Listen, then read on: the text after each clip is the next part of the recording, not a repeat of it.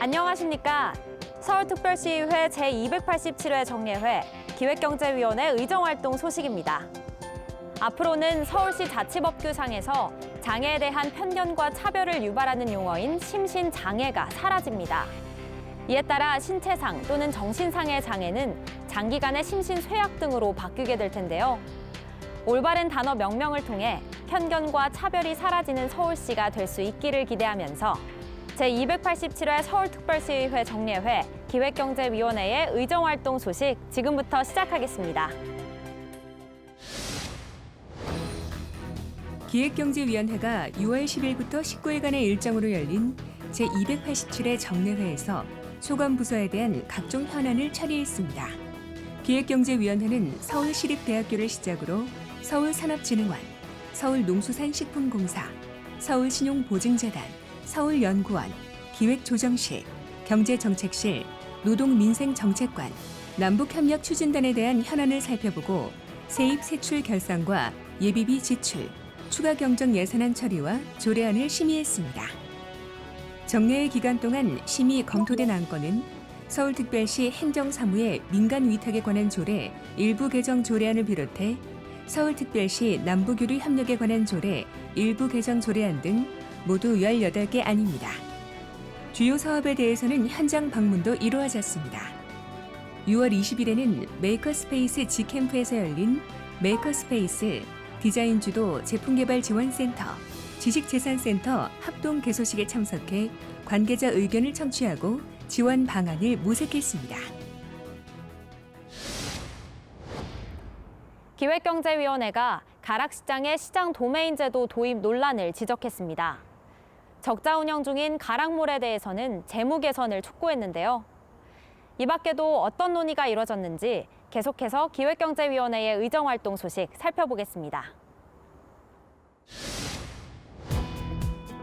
기획경제위원회가 서울시립대의 교원 부족 상황을 지적하고 개선을 주문했습니다. 기획경제위원회는 6월 14일 열린 서울시립대학교 주요 현안 보고에서 서울시립대학교가 교원 1인당 담당하는 학생 수가 서울대보다 2배 이상 높다고 지적하며 원인 해결을 촉구했습니다. 1인당 학생 수가 약 교원 한 15명 정도인데 시립대는 약 28명 정도 나와 있어요. 이렇게 학부율이 낮은 이유가 어디 있다고 생각하십니까? 실제로 2018년 기준 전국 대학 평균 전임교원 1인당 학생 수는 23.7명으로 서울시립대의 경우 전국 평균보다 높은 수치입니다. 8월부터 시행되는 이른바 강사법에 대해서는 시간 강사들이 맞는 강좌가 축소되지 않도록 노력해 줄 것을 당부했습니다. 기존에 강사분들 조합이 없다고 말씀하셨잖아요. 그래서 의견도 청취해가면서 이렇게 진행을 하실 거죠. 강사 수의 축소라든가 그런 거 없이 잘 하시겠다는 약속을 하셨으니까. 한편 기획경제위원회는 이와 더불어 지역 주민들이 서울시립대학교를 공원처럼 방문해 이용하고 있는 것을 들며 서울시립대학교가 지역사회와 함께 어울려 상생할 수 있도록 더 많은 노력을 기울여 줄 것을 당부했습니다. 기획경제위원회가 강서시장의 높은 물가를 지적했습니다. 기획경제위원회는 지난 6월 14일 열린 서울농수산식품공사 주요 현안 보고에서 강서시장 품목이 다른 시장에 비해 상대적으로 비싸다고 지적하며 유통구조 개선 등을 통해 가격을 현실화해 줄 것을 주문했습니다. 강서시장시장하고 노량진시장시장 가격 대비 보면요 엄청 비싸요. 거기가 도매시장인지도 모르겠고 그래갖고 손님들이 글로 안 가고 저부터도 노량진으로 가요.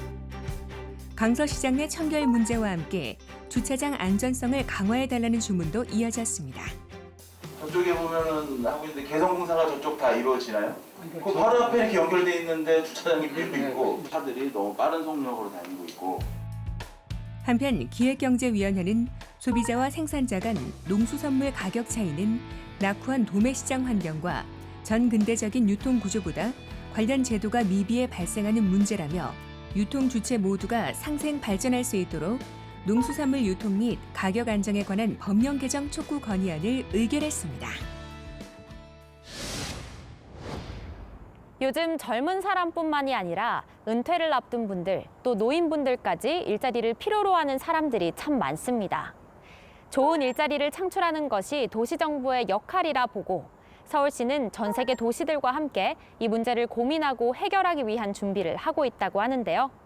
시민 리포터가 찾아가서 이야기를 들어봤습니다. 함께 보시죠.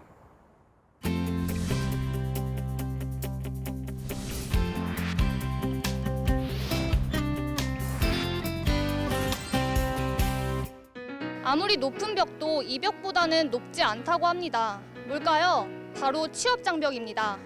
일자리 문제는 이제 우리 개인의 문제가 아닌 사회의 문제가 됐는데요. 서울시가 좋은 일자리를 만들기 위한 초석을 마련했다고 합니다. 대한민국 전체가 일자리 부족으로 청년 백수, 명퇴가장, 빈손 노인으로 고생하고 있습니다.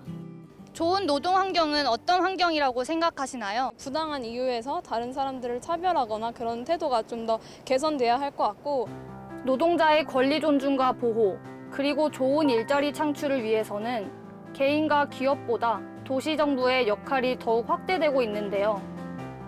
이에 서울시의회 기획경제위원회는 국내외 도시 간 우수 노동정책 및 지원 방안 공유와 확산을 위해 도시 간 국제협의체를 구성하고 도시노동 모델을 구축하기 위해 서울특별시 노동자 권리 보호 및 증진을 위한 조례 일부 개정 조례안을 통과시켰습니다.